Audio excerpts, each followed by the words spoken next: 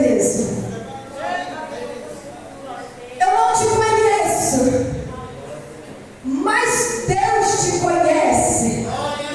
E Ele manda dizer assim para você que grande é a obra e os feitos que Ele tem para fazer na tua vida. Eu não sei se você já é servo do Senhor, mas o Senhor me fazia te contemplar sendo batizado com o Espírito Santo.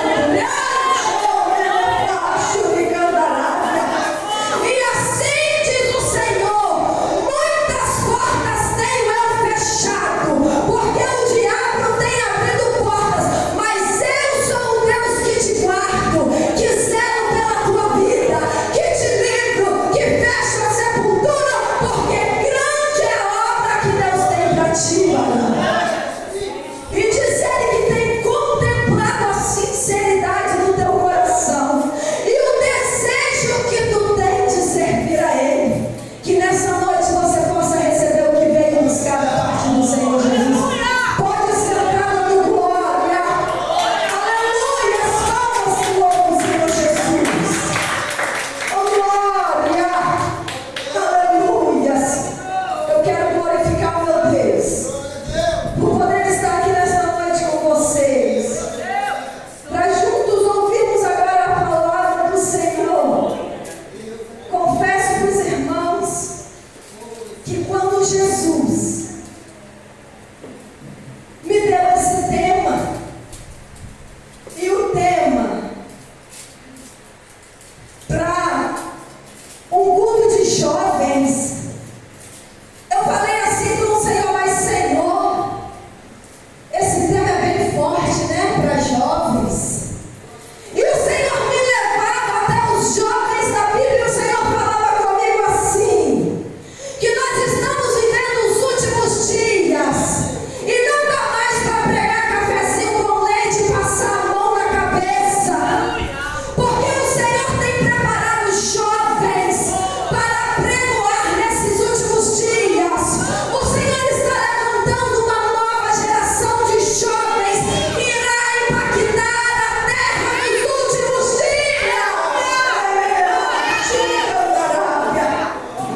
Aleluia.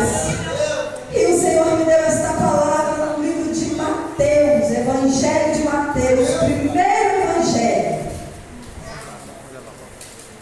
Aleluia!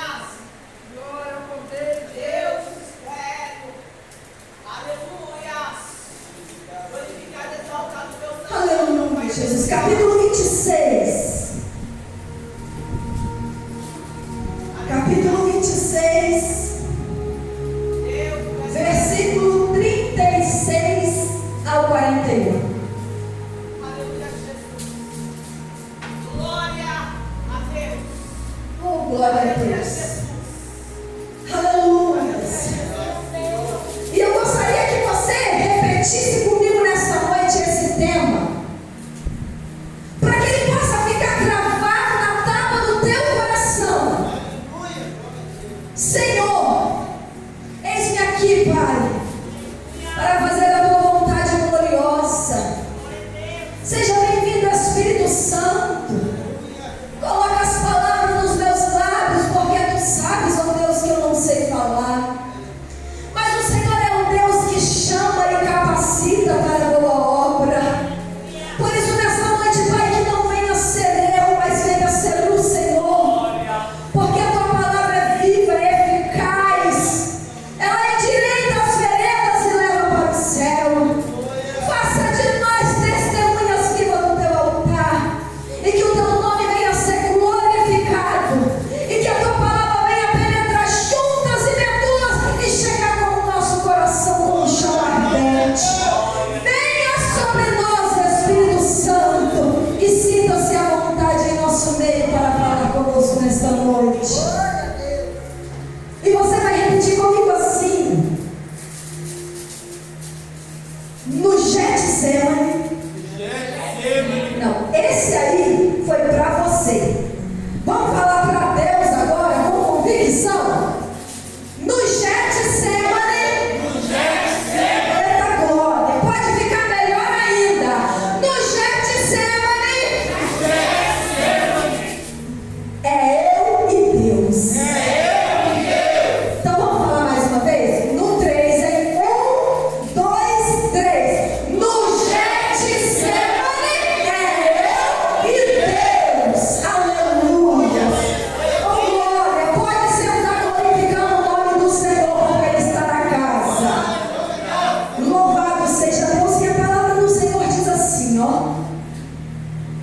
Então chegou Jesus com eles a um lugar chamado Getsêmani e disse a seus discípulos: assentai-vos aqui, enquanto vou além orar. E levando consigo Pedro e os 2 filhos de Zebedeu, começou a entristecer-se e a angustiar-se muito. Então lhes disse: a minha alma está cheia de tristeza até a morte. Ficai aqui e vigiai comigo. E indo um pouco mais para diante, prostrou-se sobre o seu rosto, orando e dizendo: meu Pai, se possível, passe de mim esse cálice. Todavia não seja como eu quero, mas como tu queres.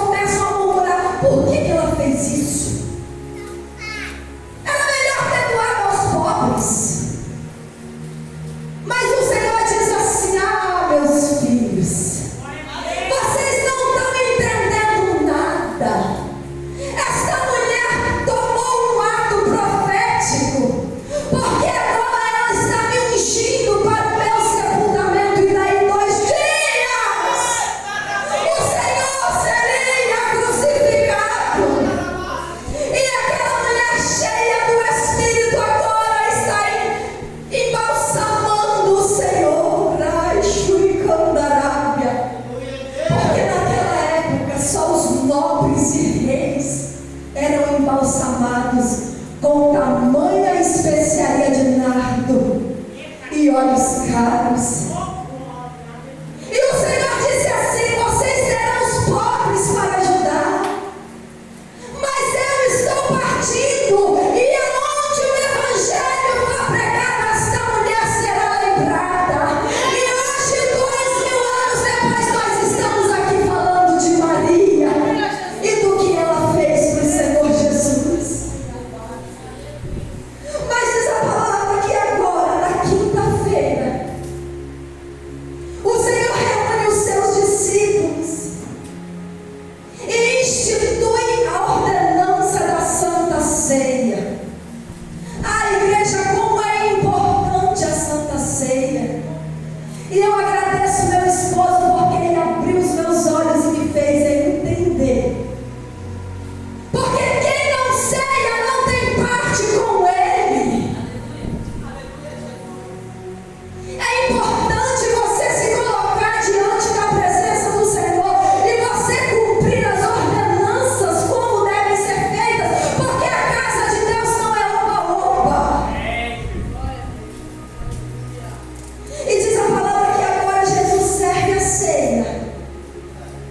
Ensina os seus discípulos, diz: este é o meu corpo, este pão, e este vinho é o meu sangue, fazei isso em memória de mim. Ai, que cantará. E agora eles cantam um louvor, provavelmente um salmo que era entoado após as celebrações da Páscoa. E agora eles partem para o Monte das Oliveiras. E eles vão para o Monte das Oliveiras, mas no caminho o Senhor diz assim: nesta noite vocês irão se afastar de mim, porque as Escrituras falam que eu matarei o pastor e as ovelhas fugirão.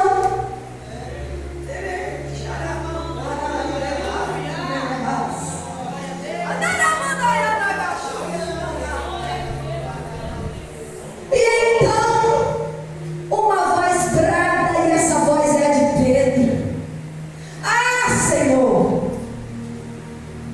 pode qualquer um te negar, pode qualquer um se afastar do Senhor, mas todavia eu darei a minha vida por ti, se for preciso.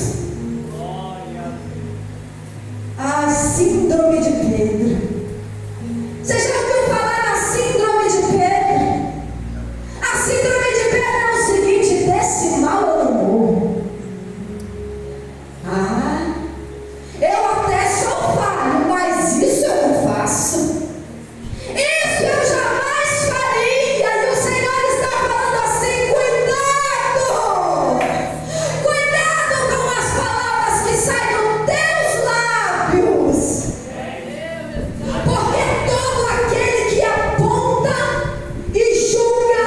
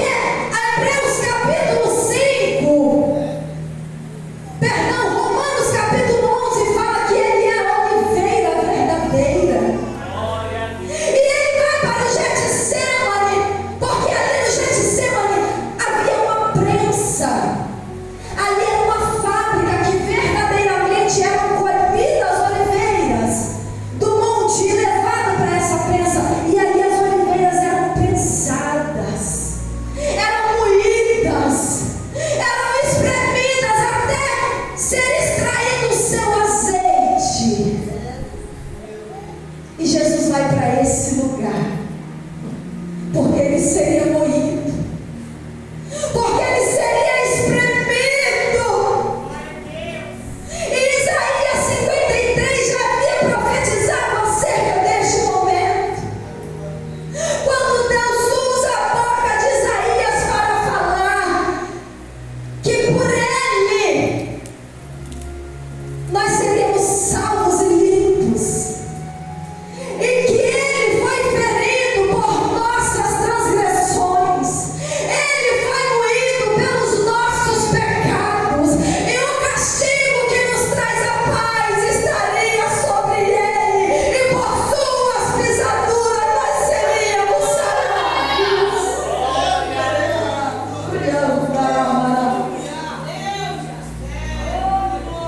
E Jesus foi moído. A Bíblia diz que quando ele chega ali, ele deixa os seus discípulos, mas ele chama Pedro, Tiago e João para ir com ele para o cantinho mais reservado. Porque Pedro, Tiago e João eram amigos íntimos de Jesus. E diz a palavra do Senhor que quando ele chega ali para orar, ele fala com seus amigos: ei, vigiai comigo, porque a minha alma está angustiada até a morte. E Jesus vai orar, e Jesus vai suplicar, e Jesus vai clamar ao Pai. E diz a palavra do Senhor que quando Jesus começa a orar, Hebreus capítulo 5 vai dizer que ele chora, ele suplica ao Pai: Pai, se possível, afasta de mim esse cálice. E Lucas vai dizer que a agonia dele era tão grande, que o seu suor se transformou com gotas de sangue na terra.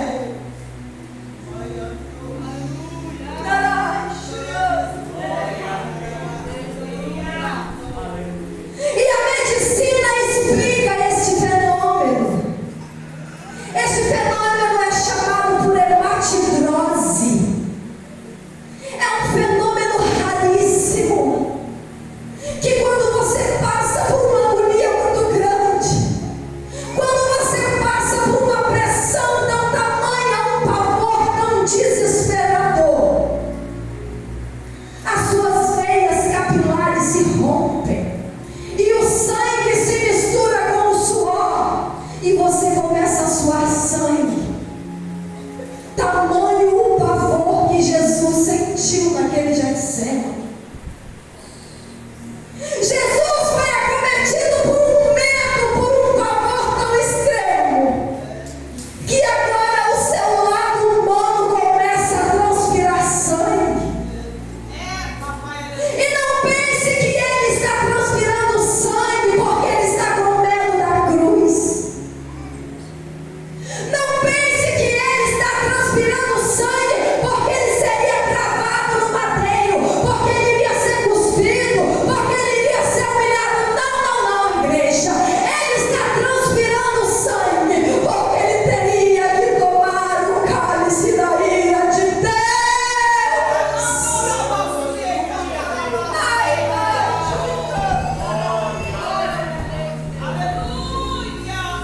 Será que você consegue entender o que é a ira de um Deus tão imensurável?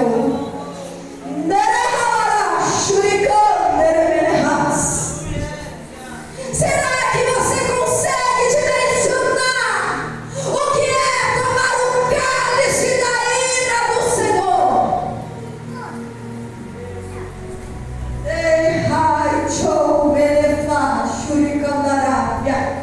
O Senhor não está com medo da cruz, o Senhor tem pavor da ira de Deus. Porque era o que ele teria que tomar para que eu e você estivéssemos aqui hoje nesta noite. Glória a Deus.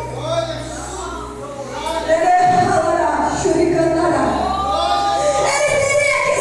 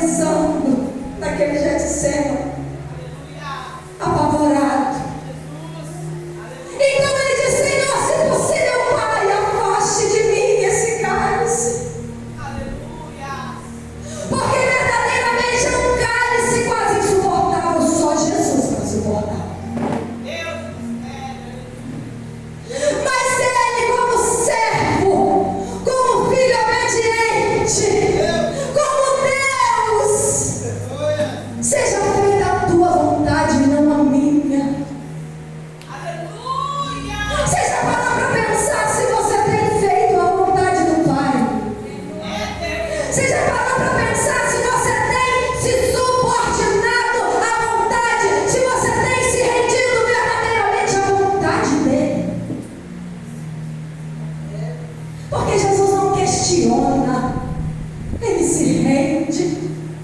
Ele se rende porque ele sabe que a vontade do Pai é perfeita. Ele se rende porque ele sabe que a vontade do Pai é boa. Ele se rende porque ele sabe que a vontade do Pai é agradável. Papai percebeu. Então diz a Bíblia que agora ele vai até os seus amigos, os seus irmãos, Pedro, Tiago e João. Mas quando ele chega ali, eles estão dormindo. Aleluia. Quando ele chega ali, eles estão descansando. Jesus está agonizando no Getsemane, suando sangue, e os seus melhores amigos estão descansando e dormindo. Sabe quem são esses três amigos? Os mesmos que estiveram na casa de Jairo. Quando Jesus ressuscita a filha de Jairo que está morta, a Bíblia diz que o Senhor dispensa todos os outros, pode voltar. Só vai Pedro, Tiago e João. Sabe quem são esses três amigos? Os mesmos que Jesus chama para subir o monte da transfiguração e ter o privilégio de ver Deus resplendoroso. Aleluia. A Bíblia diz que Jesus convida eles para subir o monte. E quando chega lá, o rosto do Senhor brilha como a luz do sol. As suas vestes resplandecem brancas como a luz. De um lado está Elias e do outro lado está Moisés. E quem está ali é Pedro, Tiago e João. E agora, no momento de dor e aflição, o Senhor chama Pedro, Tiago e João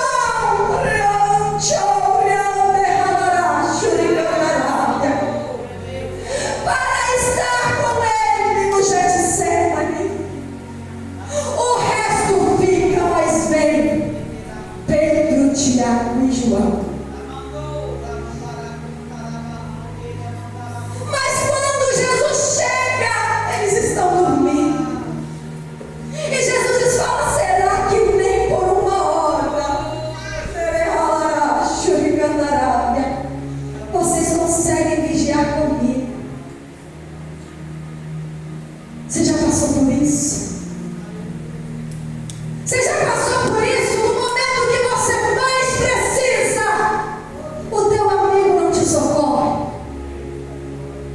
No momento que você mais precisa, aquela pessoa que você deu a vida não te socorre. No momento que você mais precisa, aqueles que estiveram na glória com você, agora não estão mais. E dói. E machuca. E fere.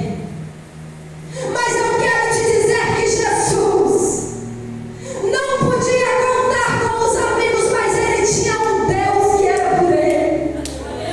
E diz a palavra do Senhor que agora o Deus envia um anjo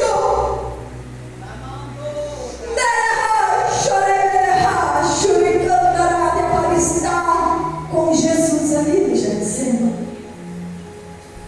Eu quero te dizer que no momento em que você tiver que passar o seu Getsemane, porque todo aquele que serve o Senhor Jesus, todo aquele que ama a Deus vai entrar no Getsemane e vai passar pela moeda. Todo aquele que serve o Senhor Jesus terá que passar pelo funil, porque quem quiser servir e seguir após mim, tome a tua cruz e segue. A vida do servo do Senhor não é uma vida de facilidades. Servir a Deus não é estar inerente à dor o tempo todo, não. Há momentos que você vai sofrer sim. E há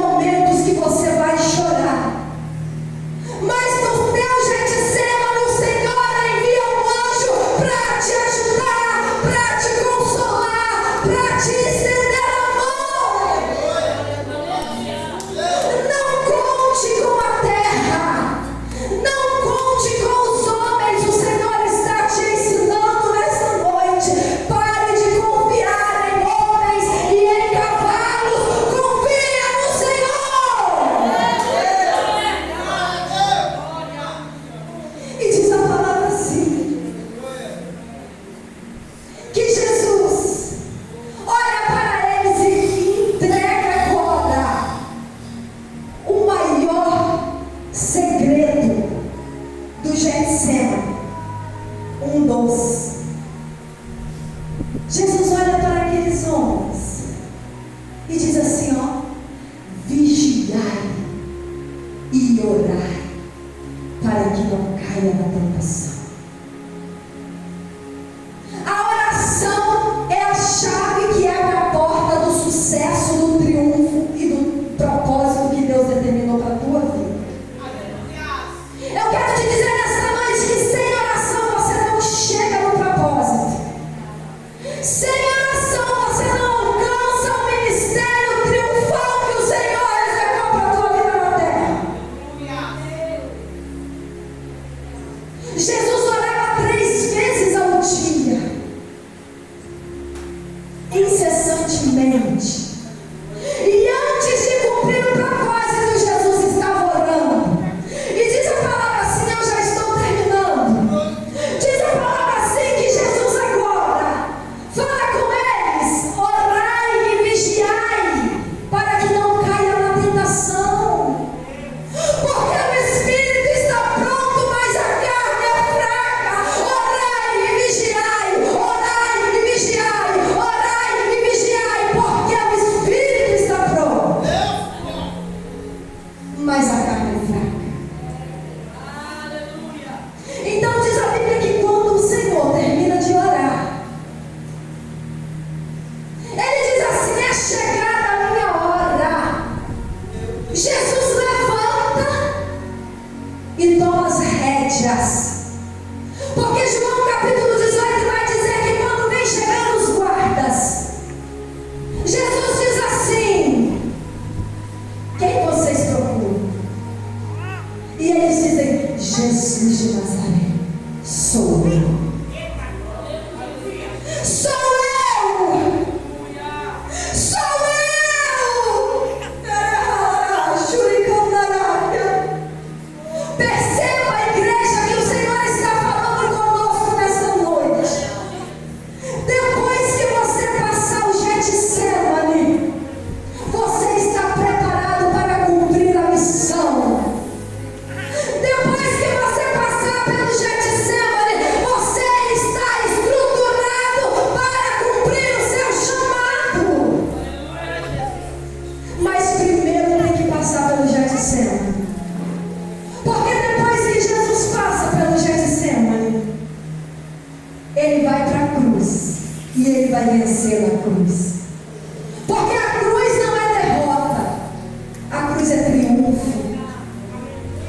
A cruz não é perda, a cruz é vitória. A cruz não é morte, a cruz é vida e vida eterna com Deus nas alturas. Fica de pé nessa noite.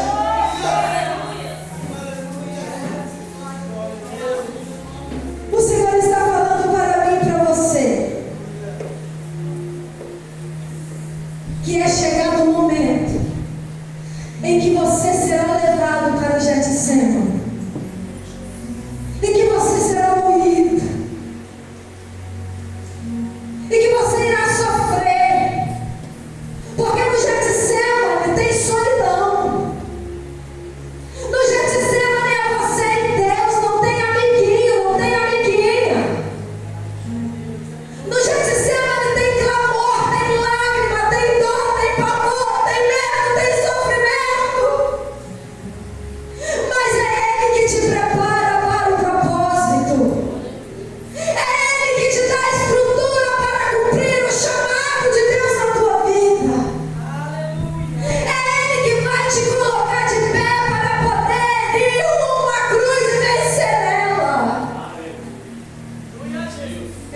céu.